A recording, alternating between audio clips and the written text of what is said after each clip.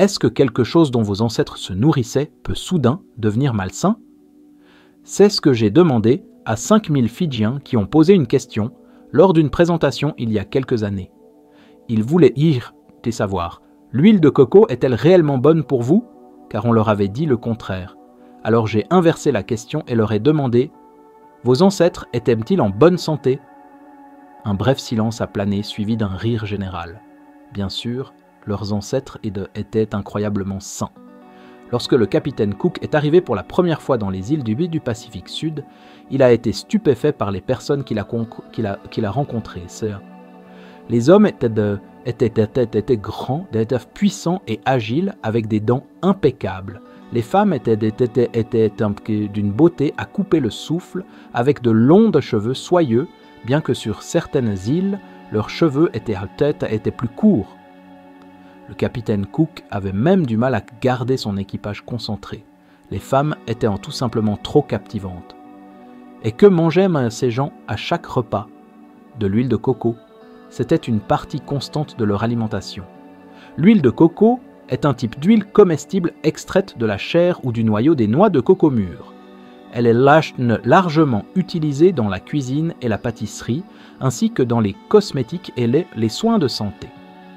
Ces dernières années, l'huile de coco a acquis une renommée en tant que superaliment, célébré pour ses nombreux bienfaits pour la santé.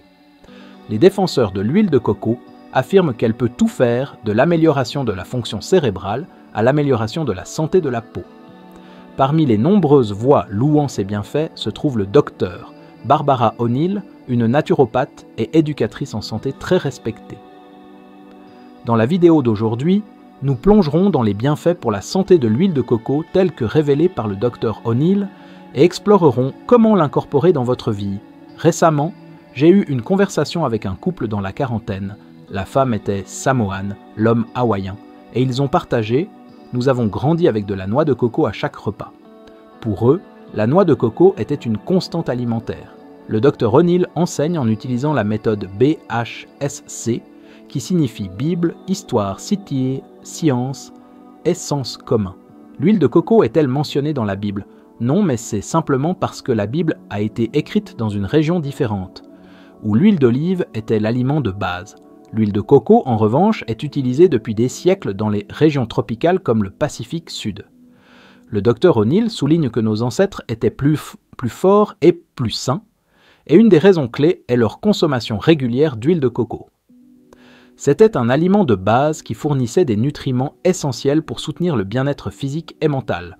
Dans les sociétés tropicales, l'huile de coco est reconnue depuis longtemps pour son rôle dans la promotion de la vitalité et selon le docteur O'Neill, les populations qui la consomment quotidiennement ont tendance à souffrir moins de conditions chroniques telles que l'obésité, le diabète et les maladies cardiaques. Cela suggère que l'huile de coco joue un rôle essentiel dans le maintien de la santé générale. Une raison majeure de cela selon le docteur. O'Neill réside dans la composition nutritionnelle unique de l'huile de coco. Elle contient des acides gras à chaîne moyenne, notamment l'acide laurique, qui possède des propriétés antimicrobiennes et anti-inflammatoires. Ces acides gras sont facilement digérés et convertis en énergie, faisant de l'huile de coco un excellent soutien pour la santé métabolique. Je suis également incroyablement reconnaissant pour le travail du docteur Bruce F., qui a écrit plusieurs livres sur l'huile de coco, peut-être 6 ou 7 à ce stade. Ces recherches mettent en évidence comment les acides gras à chaîne moyenne sont traités par le foie et convertis en cétones, qu'il décrit comme des guérisseurs et des protecteurs neurologiques.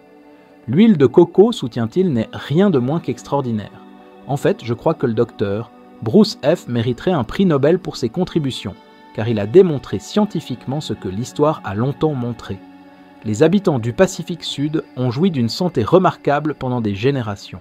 Le docteur Barbara O'Neill admire depuis longtemps le travail du docteur Bruce F., en particulier son exploration de la façon dont l'huile de coco peut améliorer la fonction cérébrale.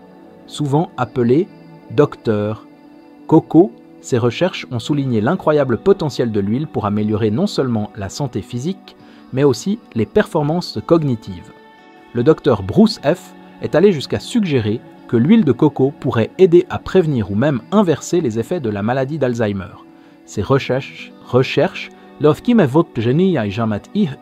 mettent en évidence que les triglycérides à chaîne moyenne, TCM, dans l'huile de coco sont convertis en cétones, qui servent de source de carburant alternatif pour le cerveau.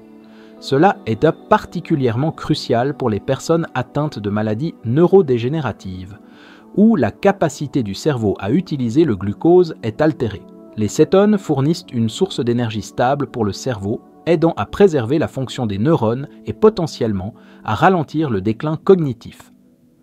Cela a suscité un intérêt croissant parmi les chercheurs et les professionnels de la santé, y compris le Dr Barbara O'Neill, pour recommander l'huile de coco comme supplément alimentaire pour les personnes souffrant de la maladie d'Alzheimer ou d'autres troubles cognitifs. Cependant, le Dr O'Neill souligne également que le déclin de la santé observé dans de nombreuses populations insulaires du Pacifique Sud aujourd'hui n'est pas dû à l'huile de coco, mais à l'introduction de ce qu'elle appelle les 5 blancs létaux. Ceux-ci sont le riz blanc, la farine blanche et ses produits, le sucre blanc, le sel blanc et le lait de vache blanc. Avant que ces aliments hautement transformés ne soient introduits par les colons occidentaux, les insulaires vivaient en robuste santé, exempts de maladies telles que le diabète et les maladies cardiaques. Aujourd'hui, l'obésité est devenue un problème courant, non pas parce que les gens consomment trop de l'huile de coco, mais parce qu'ils l'ont remplacée par ces produits raffinés. Ces blancs létaux inondent le corps de glucose qui, lorsqu'il n'est pas correctement utilisé pour l'énergie, est stocké sous forme de graisse.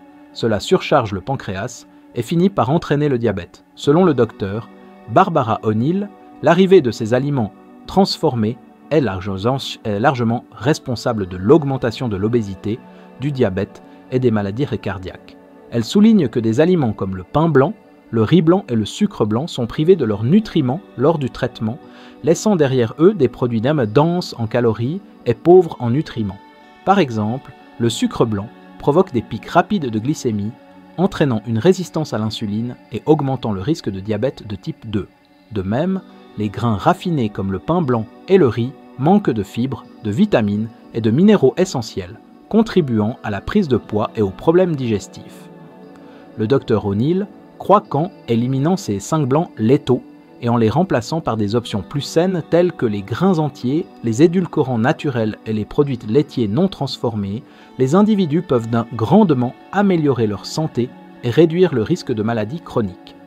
Alors que les Occidentaux qui sont venus sur les îles ont apporté la technologie et des réformes positives, y compris des changements religieux et culturels, ils ont également introduit des habitudes alimentaires qui ont conduit à de sérieux problèmes de santé. Bien que certains insulaires aient adopté de nouvelles libertés, comme se détourner des pratiques nocives, ils ont également adopté des changements alimentaires nocifs. Ainsi, alors que les insulaires placèrent donc leur confiance dans l'homme blanc, la partie malheureuse est qu'ils auraient pu en fait lui apprendre comment manger. Bien qu'il ait été sage de leur part de le croire sous de nombreux aspects, notamment en termes de technologie et de certaines réformes, ils auraient dû remettre en question ses conseils diététiques. L'huile de coco, par exemple, reste une huile remarquable, bien que le docteur Barbara O'Neill et de nombreux autres y soient de fervents défenseurs des bienfaits pour la santé de l'huile de coco, il est important de reconnaître que tous les experts en santé ne sont pas d'accord. Certains mettent en garde contre les niveaux élevés de graisses saturées dans l'huile de coco, qui peuvent poser un risque en particulier pour les personnes sujettes aux maladies cardiaques. Cependant, il est essentiel de distinguer les graisses saturées trouvées dans l'huile de coco de celles présentes dans les produits animaux comme le beurre ou la viande.